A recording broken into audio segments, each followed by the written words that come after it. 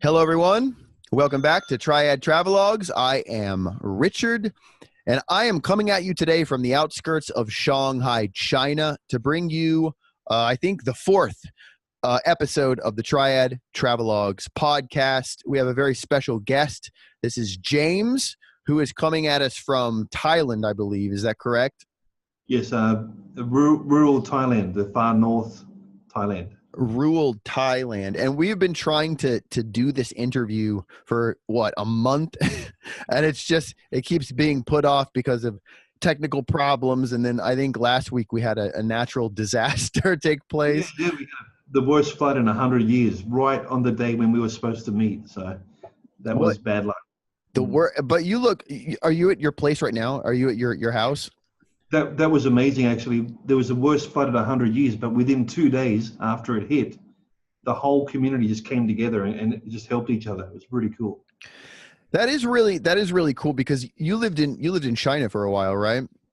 Mm-hmm. Yes, about 7 years in China. Yeah. I feel like maybe I'm just jaded and cynical, but I feel like that wouldn't happen here. If there was like. It's funny you say that, because I did live through a flood in Nanjing, and the difference in the response from the local people was chalk and cheese, really different. Yeah. I lived in Kathmandu, Nepal for a year, and the cultures are just completely, totally different. So you guys are okay, because I saw the pictures that you posted to WeChat, and it looked like there was like pretty significant flooding. We went under, our ground level, we have 2-level house, a condo, and level 1 went down probably about that much under. Muddy, dirty, filthy water, mud and sludge. It was pretty gross. Oh, okay. So it wasn't like, it didn't come up, because I thought from the pictures it looked like it just came up like the entire floor all the way to the second floor. Yeah, well, we watched it. My wife, we woke up to screaming at about 2 a.m. And what's that noise? What's the racket? And we went, looked out the window, and our neighbors are lower than us, and they were panicking. They were moving things, and we thought, because we had heavy rain for about a week beforehand. But then from about 3 a.m. till 8 a.m., the water just kept going higher and higher. So that was pretty exciting. We were stranded.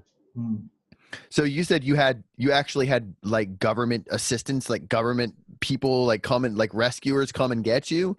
Cool. We were stranded. We couldn't get out. So we were resigned to it. We had water, we had food and gas for cooking. So we were just going to camp basically for 2 or 3 days and just wait it out.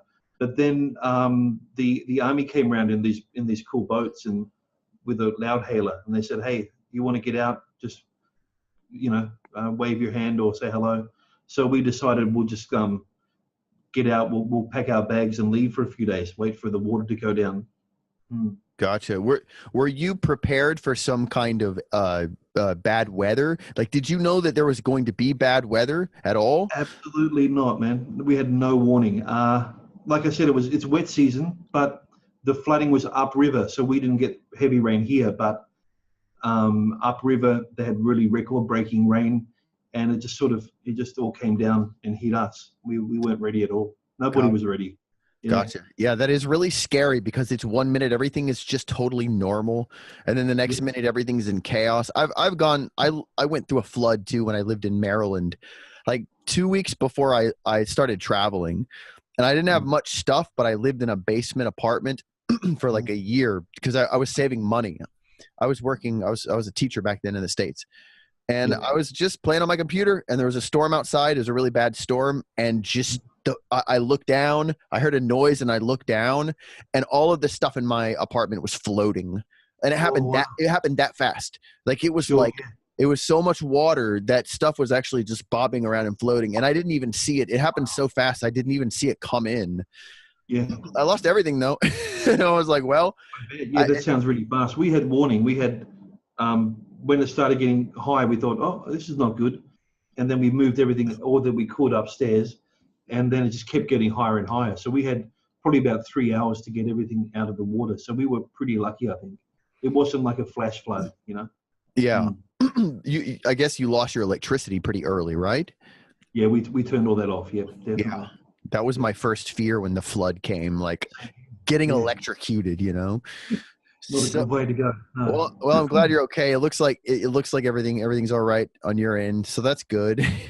Yeah. It's a story to tell people at least, you know? Are My you, daughter was great. She's only 5, but she was really good through the whole thing. She loved it. She thought it was good fun. she thought it was fun. We were in the boat with the army guys and said, "This is like Disneyland." We'd never been to Disneyland, but she's seen videos of the boat rides, you know. Right. And Daddy, this is like Disneyland. I said, "Okay, I'm glad you're having fun." Your Yeah, daughter's an optimist. That's a good thing. I yes, think definitely. when you're a kid, natural disasters are a lot of fun because you don't think about the implications or the consequences of them. It's That's just like, right. Yep. oh, this is fun. Now I don't have to go to school. It's kind of Yes, like we can no bunker school. up. Yeah, it's good fun. And then when you're an adult, it's like, oh man, I have to deal with this, you know? Yeah, that was bad luck. We had to replace the washing machine, the fridge, had to get the foundation checked and the power checked. It was expensive. Yeah, it ended up costing a bit.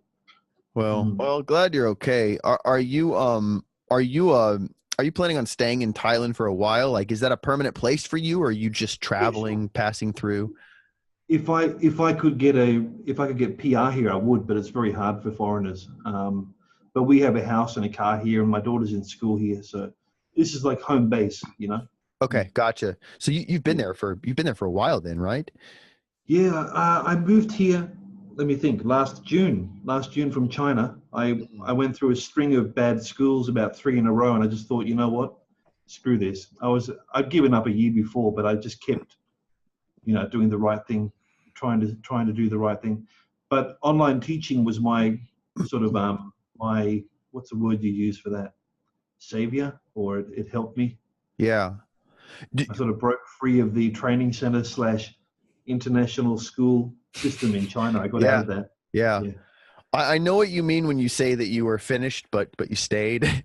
Like, I'm done, but I'm still here. I'm still present, but I left a long time ago. You know, I get that. Yeah, I checked out about a year before. Yeah. Yeah. So I you're doing. think as soon as I discovered online teaching and I saw that it was viable and sustainable, I think something changed, you know. I um I sort of not didn't give up, but I stopped maybe not caring as much, or Yeah. I just always had that plan B then, so I didn't worry too much about not being paid on time or being screwed over by Right. yeah. Do you work for a company, or you're just like you're doing it freelance, or how does that work? Because I've thought about doing that. I've seen the advertisements for like the online teachers, and I've always been curious how that works. You do it full Oh, okay. time? Yeah, sure, man. I thought you were teaching online. No. I work at a training center in Shanghai. Oh, nice. I started in a training center in Nanjing and then went to international kindergartens and then sort of earned my stripes there for six Sure, years. sure. Um, Six and then years. I liked kindy. I really loved it, doing the puppets and arts and craft. I really liked that. But online teaching, I think I started about 3 years ago. Very, very part time, maybe 1 hour every 2 or 3 days, Mm. just as a test and just as something, bit of extra pocket money, you know. Um, but then in June last year, I moved to Thailand, and the company I worked for found out that I'd left China and I had more free time. And they said, "Hey, we like your classes. Can you step up and we'll promote you to a mentor position, which is basically teaching new people how to be online teachers?" Yeah. Um, so that was good. Yeah, that was higher salary. So I thought, ching, this is brilliant. Because actually the teaching salary was enough to live on here in Thailand. But being promoted and getting extra money, that was even better. So we were really happy with that. Um, and I did the training course for them, designed all their curriculum, and basically taking brand new teachers and teaching them how to teach online, basically. Yeah. Gotcha. Oh, Yeah. that's cool. Yeah, I've thought about doing that. Because right now I'm working on we're working on immigration paperwork for my wife. My wife's Chinese, and Okay. we were married 3 years ago. We have a 2-year old baby, well, toddler, I guess. And Nice. we're working on immigration paperwork so she can go to the States and Mhm. eventually get like a citizenship or green card or whatever. Nice. So I'm just waiting right now. But Mhm. like you said, I know, man, I checked out a long time ago. You know? Yeah. I I'm in no hurry to go back. Put it that way. yeah. I mean, I totally understand that. So I see behind you, you got the little puppet, little orange puppet. She's got Oh yeah, eyeshadow, purple eyeshadow, right? puppets everywhere. Well, this is one of my it's actually a Muppet, a proper Disney Muppet, Oh, and really? yeah, these were available in Schwartz for a long time as kits. So you'd buy it, and he's got a Celine Dion T-shirt on. I don't know why, but these came with a whole bunch of different Velcro-backed eyes, so you could put like the purple eyes, create Yeah. different characters. Okay, it's a nice puppet. It's pretty big. It's really well made, but it's a little bit too small for adults. Yeah, so you can change the hair. You can do different noses, eyes, and make characters. They were sold through Schwartz for about 2 years. Is But it is it an actual Muppet? Like it's from the Jim Henson yeah, Studios? yeah, it's a proper. They're called Muppet Whatnots, which means in the Muppet Show, the old show we used to watch growing up. Yeah. They had a whole bank of these Whatnots, which were just blank puppets like that, and with the different eyes, nose, different hair, Yeah. you could create all these different characters. So they sold these through Toys R Us and Schwartz. You can see there. So, yeah, so I was and about 3 years ago, I found on Taobao, Taobao, the website, Yeah. Yeah. like Amazon for China, I found someone was selling these blank bodies, and I thought, yes, awesome. So I said, how many do you have? He said 60. So I bought the whole lot. So I had this big bale of puppet bodies in my dorm building, in my dorm room, and I made puppets for teachers all over China and sold them through WeChat. And So I think, yeah, are they all the same color? Are they all like that? The orange like that? well, most of them were this color. Like I think about 50 of them were the blue one. Uh, That's really cool. That's a really cool looking thing. it's a cool little puppet, yeah. So But what's the fabric? What kind of fabric is it? it's sort of like felt, very tough, very strong felt. These are made to be abused, like they're really strong. Yeah. They're basically a kid's toy. And there's a green one as well. You can see the green one over here behind. Oh yeah, yeah. He looks like the what's that Beak. Muppet? Yeah, Beaker. Yeah. He's a bit taller and longer, and they're really hard to find. I only got 2 of them, so I've kept him as a memento sort of thing. So you just started making your own puppets, basically. Like Yeah, man. Yeah, but basically, I bought all 60 of the bodies, and then I went on this search all over China looking for the eyes. And oh, my room's a mess. I've got a big box of these Muppet eyes, about 400 of them. It's great. So I found the eyes, I found the noses, and then I just hot glued them all together, made different characters, and I sold them on WeChat to ESL teachers all over the world, all over China, the world. you sold them to people that you knew or you had connections with previously, or like how did you advertise? Yeah, that's basically through ESL groups on WeChat. Yeah. Gotcha. And All right. I set up a new group for ESL puppetry and sold them through there as well.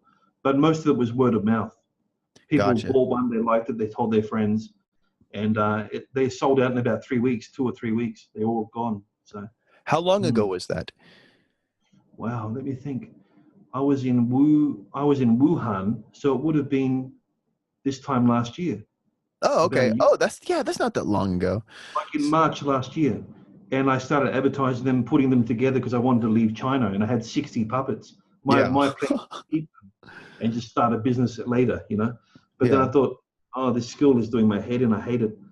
I had to get out. I didn't want to leave them behind, so I just quickly I worked right through the clock some days, right through the night, and just put them all together, put them on WeChat, and just they sold really fast. It was really good. Huh. So since then you've expanded beyond that, and now Sure. is it a Kickstarter, or what website is it? It's Kickstarter, right? Yeah, we're trying to do Kickstarter. So this is the one I had originally was like this size, yeah. And it looks good, but it's really small. To put it on, if you're teaching, you've got to sort of hold it and really wrestle with it to get it on. Sure. And after about 5 minutes, your hand cramps up because it's made for kids. So I had an idea to make my own version of this, a blank puppet which people can customize with their own eyes and nose. Sure. And I went through a few different over there on the sofa. See the huge purple thing? Yeah. That was number one. That was version 1. And they got the measurements wrong. So they made this massive giant puppet too big. And then the second one, the second prototype is this one, which is nice and big, a good size, but I didn't like the shape of the mouth. Yeah. It's kind of, you see, pointy. And there's also a seam down the middle, which looks a bit, I wasn't happy with that. So back to the drawing board, and she's got a bit of an underbite as well. Which it looks like an old man. Did you design these yourself, or did you have assistants? Did people help you design them? I'm an illustrator from before, so I designed them all myself and did 3D different angles and things. But the factory was really good. To be honest, they took my drawings and made them into a puppet, which is really cool. But the face wasn't good. I didn't like the face shape. And then back to the drawing board, and I made this one. Yeah, that one looks a lot younger. That looks like more like a kid. The other one looks like an old man. That one looks more like a kid. And oh man, you're right. I agree. So it's got like a pointy bird face. Yeah. But this one's got a nice overbite. So it's got a natural smile. When you open the mouth, he looks happy, right? Yeah. That's cool. I like his hair. His purple hair. It's cool. Right? The hair's awesome. I'm really proud of the hair. The hair came out really well. This is the final prototype. This is what I'm trying to kickstart now on Kickstarter. So how does the Kickstarter actually work? Are you're selling these right now, right? Or are you? Well, it's like a pre-order. They're ready to be made. The designs are made. The patterns and the machines are set up, ready to go. But I need to raise the last payment to make 500 of these. They only make 500. That's the minimum they'll do. So okay. That's the biggest hurdle, trying to raise that money to get it started. Gotcha. So the Kickstarter people are just basically placing pre-orders for the puppets, and then once you have enough to get 500 puppets, you're gonna go ahead. Yeah. So how much have you raised thus far? Well, okay. How much do you need, and how much have you raised? Yeah, I need about 10,000 US. Okay. That's to pay for 500 puppets. That's going to pay for the business registration, the business setup. So it's all legal, because in Thailand they're very strict about foreigners working here. So I'm going to have to go and register the business, get it all set up as a partnership, and that's going to cost at least $2 or $3 grand. Actually, it's going to cost $2,500 US just to set up a business. So you're going to have to incorporate in Thailand, yes? Yes. Yeah. That's only because you're living in Thailand and you're doing business physically from Thailand? Like if you were just traveling around the world and you were doing some kind of business involving manufacturing from China, say you were having, I assume they're being manufactured in China. If you're manufacturing them in China and you're shipping them to different countries, is that different somehow? Because I've considered things like this. Is that different than actually residing within a certain country? Like if you're not doing business within Thailand, if the business is just being done from Thailand, but you're not selling to people in Thailand, why do you need to register in Thailand? I'm just curious. Yeah, that's a good question. I think drop shipping is what we'll be using, because the factory that makes them, they also do drop shipping, which means if you order one, I get your address, I send it to the factory. I don't actually have these on hand in my house or in my, So, but I just wanted to do the right thing. I have to pay tax somewhere. So whether that be Australia or Thailand or China, and the tax rate in Thailand is much lower than Australia. So it works out a lot better in the long run. Gotcha. And you said you're planning on staying there anyway, so that does make sense. And I really want to employ people in the future. If it gets big enough, if I can get enough revenue, I'd like to employ disadvantaged people, or try and give something back to the local area. Yeah. Yeah, that's cool. I mean, I have a background in puppets, which is a weird thing to say. I don't normally tell people that because it's kind of it's kind of like, I don't know, maybe it's kind of weird. But my grandmother was a ventriloquist. Is a ventriloquist. Yeah. or was, I don't know. She's still alive, but I'm not sure if she's still doing ventriloquism. She's really Hmm. old, but I grew up around puppets, like Hmm. all kinds of puppets. She had a monkey, she had a skunk, a bird. Have you ever seen the birds with the like fake hand? Ever Yes, se- the Axtel birds. They're famous. Yeah, they're doing Yeah, that. yeah, yeah. She had one of There's a those. fake hand in the bird on the, and you do the Right, bird. Yeah, right. my friend's got one of them. Mm. She had a couple of dummies, but you're not supposed to call them dummies. I forgot what the proper name for them was, but the yeah he had, you could, you've seen those, right? Like you've played with the ventriloquist dummies. You can Creepy change, as hell, man. They're make so the creepy. eyes. Yeah, they're really creepy, but I was fascinated by them. I think it was something to do with like having control, maybe, because it's like Yeah. this thing that you have complete control over. I don't Hmm. mean to sound weird, but you know what I mean? Like I Yeah, felt like, sure. oh, that's really cool. I can make this creature just say whatever I want.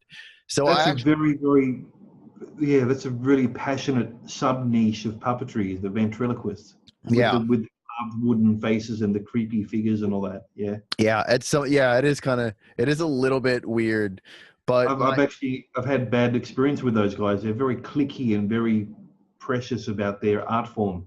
So when I try to promote what I'm doing, they're very dismissive and very patronizing. They're like, oh, really, uh, yeah, yeah, I didn't know that. Yeah, my grandma was involved with the church. My mom's dad was a pastor, a Baptist pastor. And so they moved around a lot. I guess that's really common among pastors or like people in positions of power in the church. They tend to move a lot, and my mom yeah. moved around a lot with them. And so they had this kind of little business where he would do his, like, he'd made balloon animals and stuff like that. He made those little walking lizards, the little foam lizards that Yeah, walk with the around. foam, I Yeah, remember them. he made We those. have very similar background, you and I think. I grew up in a similar family, Christian, very, very, very Christian family. Yeah. Yeah, yeah, me too. Very, very, very, very, very, very, very Christian. We didn't even watch TV. We weren't allowed to watch TV or anything. Mm. I could watch TV, but just not very much TV. They were very Right, strict, right. I think it's a big reason why I'm so adverse to religion now. Well, I know it is, but because Mm. I had all that put on me for so long when I was a kid. But I hear my you. my grandma, she was a ventriloquist, and so most of the puppet stuff she did was church oriented, and that's what I grew up around. So there was a Mm. company called Mayer Studios. Do you know who they are? Yes, I've heard of them. Yeah. Your ventriloquist foes, the dummy people, they would know. They would know. Mayor, Phones, yeah. yeah, Mayer Studios was like, they were the premier company back in the 80s and 90s, like early 90s, that sold ventriloquist dummies, and they sold puppets, but they focused mostly on the dummies. I forgot the proper name for them. It's not you're not supposed to call them dummies. I don't They remember. call them vent figures, or is it figures? Maybe, I don't know. Yeah, I'm I not don't know. really up to date. I had one called Rusty. I don't know. I thought it was funny because he's made of wood. I don't know. But his name was Rusty, and I actually took a course through Mayer Studios to learn ventriloquism. So I have a weird sort of background in puppets. As I'm not really into them now, but they fascinate me because there's this just strange kind of psychology behind them. Mm. Like people's. I've always loved them as on a visual level. I love drawing and cartooning and painting, and I've always loved puppets since I was like 2 or 3, the Muppet Show and all that when I was growing up. But when I started teaching ESL, my passion for puppetry really came back in a big way, because I saw how well they work in classrooms, and then that went up another notch when I started doing online teaching, because you have this little stage here, like a box, Sure. and you frame the puppets really well, make them walk on and say hello, Yeah. and you can go away again, and it looks really cool. It works really well. Yeah, that is. Yeah, I have my frame is like I got this blue background behind me, What's but the little green thing hanging down? Is it a oh look, plant? he's a monkey. Look, you want to see him? That's a monkey. I my Oh, okay. my daughter is a monkey. My daughter was born in the year of the monkey, 2016, and we just covered the walls and everything with monkey stuff before she was born. I don't Nice. know. It's a big deal in China for whatever reason. People want Yeah. like some people will plan their pregnancy to try and have a baby like in certain years, you know, and the year of the monkey is, is a year that people want to have kids. So, but you don't do the ventriloquism thing. You just like the aesthetic of the puppets, right? Yeah, sure. I've tried to do ventriloquism, but I have a bit of a lisp, and that sort of precludes me from that. So does it? I never thought about that. Yeah, I talked to like this really cool dude on Facebook, and he said, yeah, some people just can't do it. I try, but I just put the puppet in front of me. Yeah. Slightly. So online, it's really easy. You can just sort of hide your mouth. Yeah. Yeah, that's true. You could even do like some kind of elaborate puppet show, right? With cardboard, and you know, there's old time puppet shows where they come up from behind and they beat each other up with baseball bats. You could do something like that. Punch and Judy, yeah. Punch and Judy. So I just bring him on, and then but actually I find when he's on the camera, the students just look at him because he's so bright, see? Yeah. And friendly and bright and colorful. So I just move him in front, and I sort of peer out from behind, which is a bit creepy like that. Make sure they're paying attention. But you know, I find that my puppetry skills are getting better as I use them more. You know. Yeah. Yeah. So I don't need to watch. I can just put him there. Hi. Does he have a name? What's his name? No, he's just called Pubbet number 1. Pubbet. My nickname was Pubba when I was a kid. So Pubbet is a play on that. So he's just Pubbet number 1. And all my students have a different name for him. Someone calls him Patrick. One of my girl students calls him Pia Pia. Pia Pia. Yeah, they all have different names. All your students are in China, correct? Yeah, that's right. Yep. Okay, so your main demographic, I mean, your customers, they're all ESL teachers? I mean, right now, that's what you're focusing on? Oh, good question, man. Like originally, yes, that was my goal, was to just focus really on online teachers and really laser focus on that. But then when I started the Kickstarter and I realized that I need to raise so much money to make it viable, I need 10 grand, which is a lot of money in anyone's book. Yeah, sure. That's when I decided to sort of spread my blanket a little bit further, yeah. And I started just targeting people who like Muppet Show, people who like puppets, teachers, churches, you know, or anyone who I thought might be interested in a large professional style cheap puppet. Sure. But it hasn't really worked for me. If anything, I think it's hurt me a little bit because I've sort of lost that focus. So over the last week or so, I sort of regrouped and I thought, okay, what's working, what's not working? And the best feedback I've had has been from online teachers. So I really should have stayed with that instinct, yeah, and just focused on that. Because, yeah, a lot of puppetry people are very cliquey and very elitist. And they think what I'm doing, mass producing a big professional style puppet, is really, one guy said I'm pissing in the pool. And Jim Henson would be rolling in his grave, you know. I've had all sorts of weird insults. But Jim Henson was a businessman, though. I mean, I've never understood that the elitist art thing. I'm an artist and I'm a musician. I like to paint. And if I could make money, I mean, if I could really make a viable living with my art, I would have no problem with doing whatever marketing or advertising or delving into it, because it's kind of like, it seems to me it kind of pointless to intentionally maintain an obscure status just because you want to remain elitist. I've never understood that. Like, I used to have that mentality when I was in my 20s, but now that I'm older, like I'm 36, and I feel like if I'm going to make art, I would really like to be paid for it. You know what I mean? And if you can make art and earn an income and support your family and still do what you love, why not? Yeah. So the elitism, I don't get that. Exists in like music, some certain genres of music. I mean, I guess it exists anywhere that artists are, because they want to they want to have this just really cut and dry idea about, like, this is what we do, this is our genre, this is exactly how we do things, and anything that deviates from that is bad. But a lot of artists, they just don't like business. But the Jim Henson thing doesn't make sense, because like, when you hear Muppets, but everybody knows who he is, and they know who he is because he was a smart businessman. You know, very smart. Yep, he was really canny. No, that's a good point. Yeah, so now I've turned it right around, and now I'm really focusing on online teachers only. That's all I'm targeting now.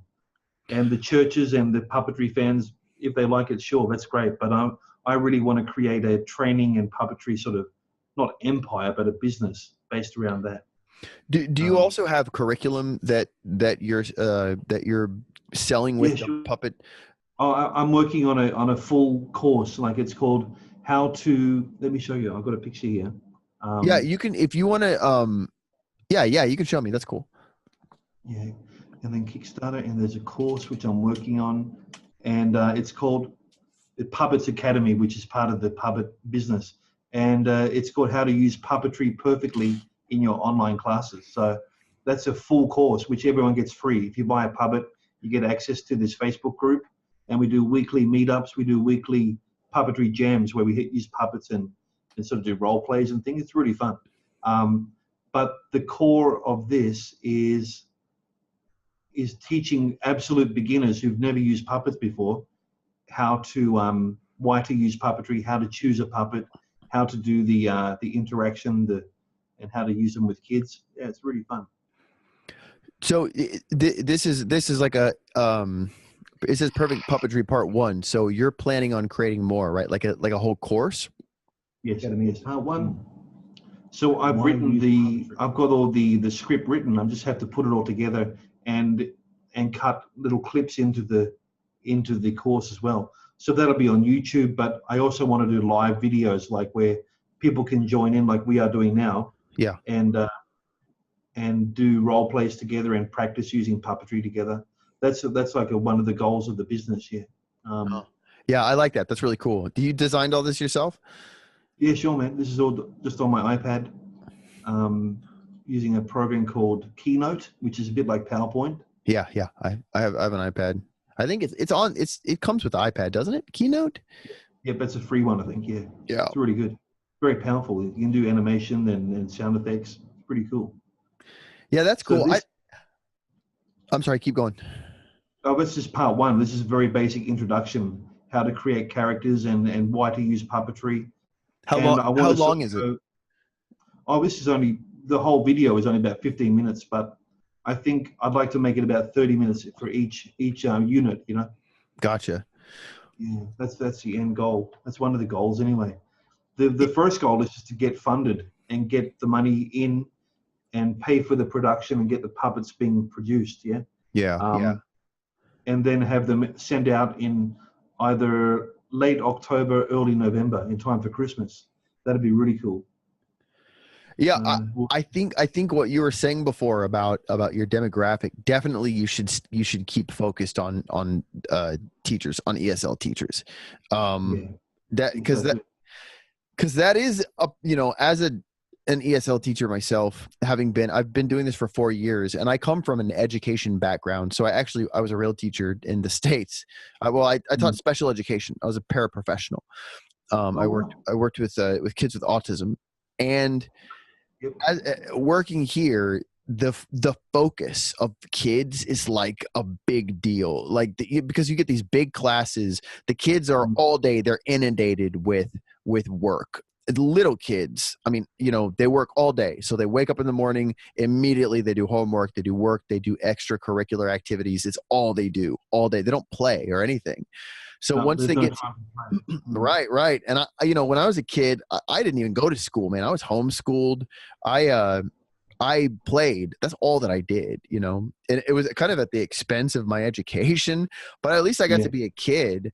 And these kids during the day, because I work at a training center during the day, they come in at 5 o'clock, 6 o'clock, and they're just done. They're dead from the day. I remember that. Sad, right? Yeah, I mean, it is sad. And then they don't want to listen, and they're either full of pent up energy or they're exhausted. And so having control over a 20 kid class is very difficult.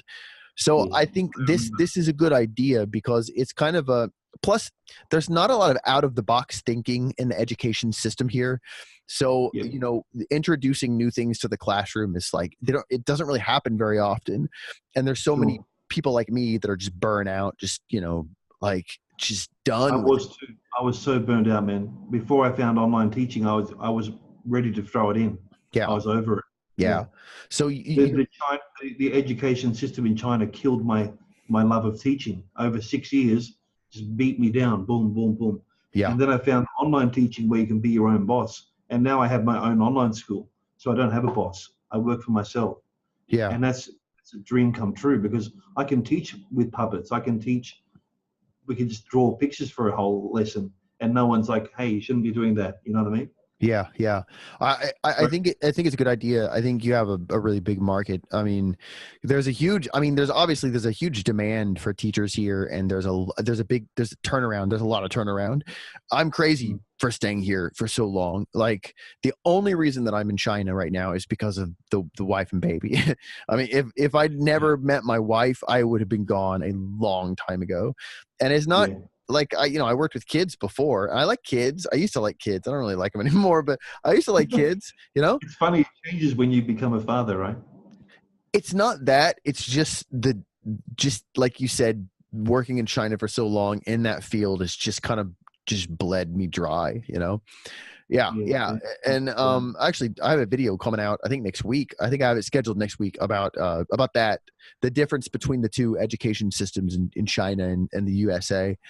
Cool. There's problems with both, but just the rigidity of China, how rigid that everybody is, and how by the books that everything has to be.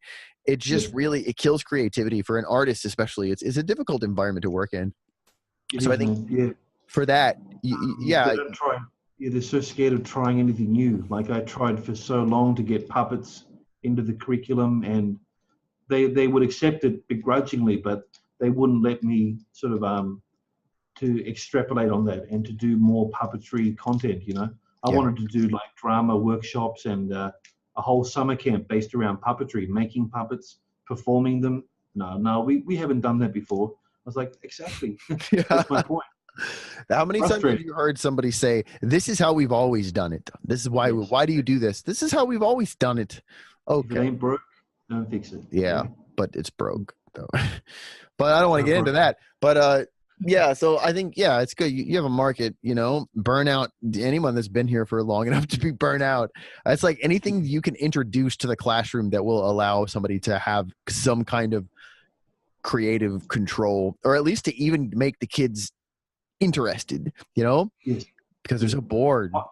I'll tell you what. My dream client or my dream friend would be someone who was me a year ago. Basically, they're a teacher in China, burned out, they hate it. I love meeting these people and just reigniting their, not their passion, but just helping them out. I love teaching people how to teach online and show them how easy it is and how much money you can make. That's a big one, because people think it's not viable, but it really is. I'm earning more now than I ever did in China, and I was working long hours in China.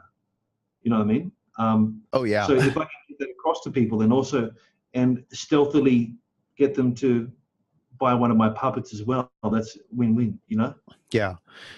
How much are you selling the puppets for?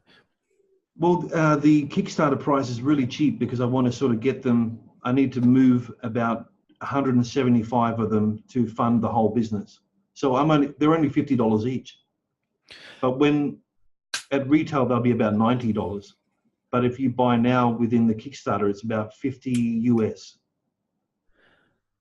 It's 52, isn't it? I think it's 52. Yeah, for Chinese, if you're in China, it's $52 shipping.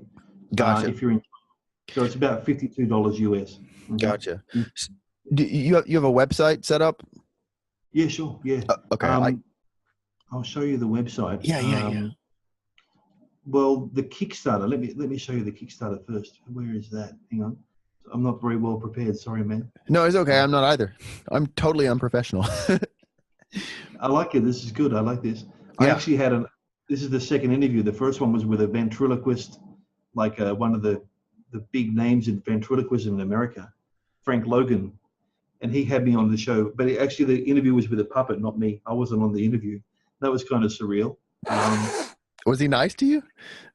Yeah, he's a really nice guy. That sort of turned my opinion around. I was a bit fed up with the ventriloquist scene by that stage, but he was really cool. Here we go. So this is the Kickstarter campaign. You can see here. The Puppet is an affordable, full-size puppet for everyone, blah, blah, blah. There's a video which you can watch. Hello, Which goes through I'm James. the history of the project, To remember, where it all began, blah, blah, blah, my teaching history, and customers I had. That's my dorm room with all the puppets laid out. That's kind of cool. Yeah, that's really cool. So that gives you, that's like a 3-minute video, really condensed. And down here, you can see the puppet. I did all this myself using a free software. So I'm kind of a one-man show at this stage. It goes into it. So when you buy the puppet, you get 40% off. You get the puppet itself, you get the outfit, you get a certificate with a gold seal, which you can see here. Yeah. Like the first 500. You get an adoption form, you get a PDF with activities, how to teach online. So I've tried to provide a lot of value to try and get people to support the project. 10% goes to charities here in Thailand. There's an orphanage called the Iceman Charity, Wat Sakrao Orphanage in Thailand, and they have 2,400 kids. It's really huge. So I'd love to help them. And the second charity is Chameleon Home, which works with autistic kids and kids with disabilities. And I spent a few days with them. They're really great. They do really good work there. So yeah, that's the project. That's the website, the Kickstarter site here. So people can go there and pledge here the early bird price. That's how you get the big discount, 40% off. So the facial features of the puppets, they are I find that hard to say, because I think it's because I'm from America, so to say puppet sounds like puppets, you know, but I have to be cognizant of it. Puppets. Well, it sounds like puppet. That's kind of why I like it. Yeah, puppets. Puppet, it just sounds like puppet anyway. Yeah. But it's so. The facial features, are they removable, or they're just customizable, meaning that you can create like your vision, okay, is that people can go on and they can create their own puppets and have them shipped to them, or are the facial features removable? How does that work, the customization? Right, yeah, that's a good question. Well, the long-term goal, after we get funded and set up, you will be able to choose different style of eyes, different eyelids, but for the first round, which is done through Kickstarter, they're all going to be the same. They'll all have the blue nose, the big eyes, just like this. So basically you'll get this puppet. But there is one option, which is a compromise. You can buy it fully assembled like this, or we can send it to you with the eyes, the nose, the hair, not attached. So you can get a hot glue gun and put the eyes out here, put them closer together. You can have no nose. You can do your own nose. So some people want to make their own puppets, so they'll just order it without the hair attached and without the features attached. Gotcha. Yeah, because without this on, it's quite a nice blank. It's a really good versatile blank. You can make hundreds of different characters. I like the idea of like a canvas, like, you know, you can go to a website and you just have a canvas and you can just create like whatever color you want, whatever face like shape that you want, and then just customize it, you know, like I want these kind of eyes, this kind of nose, and then you could just like, oh, that's cool. Yeah, like that. And then that's you could the original drawing. Yeah, I want to show you. That's the point, because let me see. Oh, all right, that's not working. But I have a picture of the Theo Schwartz. They had a website where you could pick and choose the eyes, the nose, the hair, the clothes, and then they would make that for you in the factory and send it to you. That's what I want to do as well. That's the long-term goal. To have different colors, have purple, blue, orange bodies, but that's a long way off. I need to get the first 500 made first, and then sort of that's a long-term goal. Yeah. Sort of kits. How long does the campaign last? The Kickstarter. I'm not that familiar with how the Kickstarter works. So how long is the? Let me see. Well, I think we're about 14 days to go. See here. So so far with very little publicity, my advertising budget got eaten up by the flood. Just word of mouth and friends, I've raised 17% of the goal. So there's still a long way to go, man. We have to get up to here. Yeah. 14,500. So I'm cautiously optimistic. I'm hoping that people are waiting for the last minute, you know? Yeah. But I think it's going to be a hard sell. I think it's going to be a hard project to meet because, number one, I haven't really thought through the publicity very well. I thought I'm in love with the project, so I thought it would sell itself, but it really hasn't. So now I'm just trying to meet with people who love puppets and who want to learn how to use puppets. That's the goal now. Realistically, I could fund the whole company for about half of what I've asked here. I'm asking 14,500 Australian, which is about 10 grand US. I worked it out, bare bones, just to produce the puppets itself would cost, I've already paid 2 payments. I still need to pay about 5 grand US. So if I could raise 5 grand, I could start the company tomorrow, basically. This current Kickstarter includes things like, well, let me show you. There's a breakdown of the costs. A lot of the cost is going towards things like setting up the company in Thailand. And also I wanted to take 2 weeks off work and go to China and be there while they're making the puppet. Here it is, see? So the Kickstarter goal is 10,500. Most of that's manufacturing. Wow. And then shipping, big chunk. Quality control, that's me going to China for 2 weeks. And that's about $1,500. I sort of budgeted for that. So realistically, I don't need to do the business setup. I don't need to go to China. I don't need to do printing. I can just sell the puppet without the certificate and all that extra fancy stuff, you know. Charity, I think, will always be part of it. So if it doesn't get funded, I'll come back maybe early next year and try again without all these extra things, without the business and the trip to China and all that. See how it goes. Gotcha. So you have to get the full amount that you asked for in order to get paid out, correct? That's it, yeah. With Kickstarter, it's all or nothing. So basically, you'll see here, it says at the top of the screen,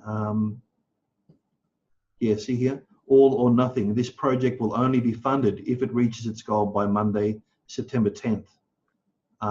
So if I don't get the full amount which I need, which is $10,625, I don't get anything. And people don't have to pay. So if you pledge today to buy a puppet, you don't have to pay until the 10th of September, which is the end of the project. Yeah.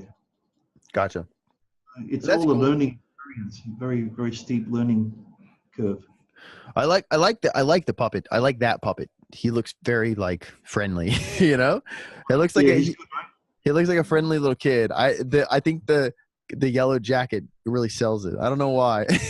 You know? That was actually really hard.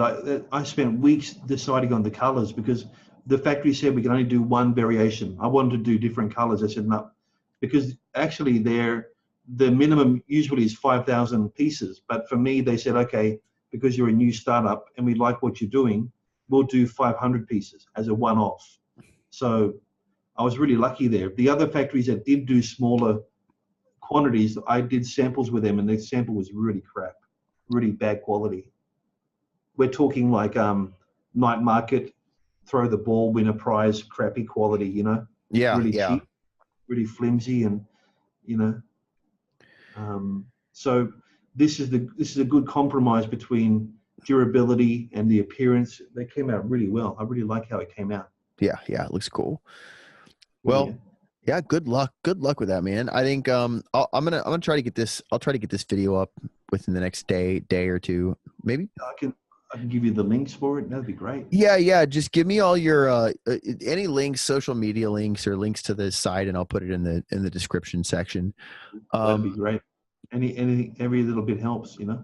Oh yeah, definitely. So people can support it for $2. The smallest reward is $2 for a internet fist bump. Yeah, we'll do a live video. Internet fist bump. So far, nobody's signed up for that. And I'm also selling a PDF, which I wrote, online activities for kids. That's only $3. So you can donate $2 or $3 and still get something for it. You know what I mean? Which is pretty cool. You can just order the eyes. If you're a puppet builder, you can just get, you know, or I can make a video for you, 2 or 3 minute video with my puppet for birthday greetings or promotion, whatever you want. So there's lots of different options there for people. There's even big packs of 10 puppets if you have like a company or a school, and that's a big discount. You get 10 at 40% off. So I've tried to cover all the bases, you know what I mean? Yeah, it'd be cool if you could market to schools, but like you were saying before, I think that it'd be a hard sell for schools that were managed by by people in China, by native Chinese, because of the just it's just like that's not how we do can things. Just buy on Taobao. Yeah. Yeah, they say, oh, but why do we need your puppet? We can just get puppets on Taobao for 20 kwai each. And I said, yeah, but they look like this. This is what you get for 20 kwai. Boys and girls. I mean, that compared to something like this, which is like broadcast quality, you could use that on a TV show. Yeah. Or a movie. He's got the right looks for it. Thank you. Yeah, $50 isn't bad. I think they would cost a lot more in the States, right? I don't know what the going price of puppets is nowadays, but those ventriloquist dummies, huh? Yeah. Well, there is a company called Puppets Inc. And I probably shouldn't do this, but I'll show you anyway. It doesn't matter. Look at this. Puppets Inc. is my, not competitor, but they're doing what I'd like to do. And this company, they sell blank puppets, just the blank without any features for about $100. See? Blanks. See that blanks? And they look okay, but I really think mine has a lot more character, even without features. So they're selling these for $99 just for the body. Yeah, I remember puppets being really expensive when I was a kid. Like the ventriloquist dummies were like $1,000. Like the really nice ones, they went up to in the thousands. And even just the crappy ones were at least $300 or $400. Yeah, they really are. Even see these things here, they're $75 for 4. It's basically a sock, a sock with eyes on it. So I'm selling a full-size professional puppet with features and an outfit for $50. I just need to get it in front of the right people. That's the problem, and that's where I've really fallen down, I think, because my advertising budget has been destroyed by the flood we had. Yeah, it's bad luck. See, these are basically socks, right, with eyes on them. Yeah, and you can make those at home. I used to make those. You just put a rubber band. You put a sock on your hand, and stick a rubber band around it, and like put 2 little eyes, like googly eyes on the top of it. So this is probably closest to what I've got. I'm selling something like this: the outfit and hair and eyes. These eyes are just stickers. They're just flat. Yeah. Whereas mine are like proper, like Muppet 3D plastic. Yeah. So I really think my product is a lot better than this. And it's a lot cheaper. So, yeah, fingers crossed. I hope it works out, man. Yeah, I hope it works out for you, man. It's a cool project, and I respect entrepreneurship. It's just trying, and I know with creative people, I think it's always the marketing is where you fall short. I mean, that's not with everybody, but for me, I've tried a lot of different entrepreneurial. It's a hard word to say. I've tried a lot of those things. And it's always, it's good ideas are good ideas, but it's very difficult to get stuff, like you said, in front of the right people. Then I think that's where creative people tend to finding the right market. Yeah. Well, this is the website I set up a few months ago for online teaching. It's called onchers.com. Online and onchers.com. Oh, okay. And this will be where they're going to be sold. If I do get the funding sorted out, this will be where you can buy puppets and backdrops for teaching and all sorts of things. So that's going to be the home of puppets. Hopefully, we'll see how it goes anyway. And we'll stay in touch. Keep us updated. And he looks so happy. He looks like a happy guy. Actually, the final puppet's going to have a shorter neck by about 1 inch, and the T-shirt is going to be flush with the neck, so he'll look a little bit less sort of scrawny. You know what I mean? Yeah. Well, that's cool. I wish you luck. I wish you good luck. I gotta find my wife and kid. Before the show, I kicked my wife out. Not kicked her, but that's an American slang. I didn't kick her. I was like, you need to go take the baby, because I got a 2-year-old, and I feel like anytime I try to do videos, she knows that doing something important. So, well, you have a 5-year-old, so So just start screaming. Exactly. "Ah, da, da, da, da, mama, mama." They want to get involved. Yeah, Yeah, I yeah, know yeah. that. She just doesn't want any attention taken away from her. It's Yep. like all I about know that. her. And if I'm doing anything else, it's a slight against her, But my Yep. wife was like, she reluctantly left with the baby. Anytime I need to do anything like this, it's always like, I got all these other factors involved. So I got to Oh go. wow, we've been talking for about an hour. Yeah, Okay. yeah. I gotta go find them because it's getting dark outside, and my wife Okay, man. is Thank you very weird. much, Richard. Yeah, yeah. Thanks for coming on. Wish you luck. For anybody that's interested in what you're doing, you guys can check it out in the description section. Please. You check out the Kickstarter, buy some Pubbets. I don't think a lot of my audience are teachers in China, but I have a couple, right? Yeah. You And never know. And we send worldwide, so don't worry. Wherever you are, we can get them to you. Yeah, check it out. So Okay, yeah, I appreciate you coming on. And for everybody else, thank you for watching Triad Travelogues. This is James. My name's Richard. We'll see you next time.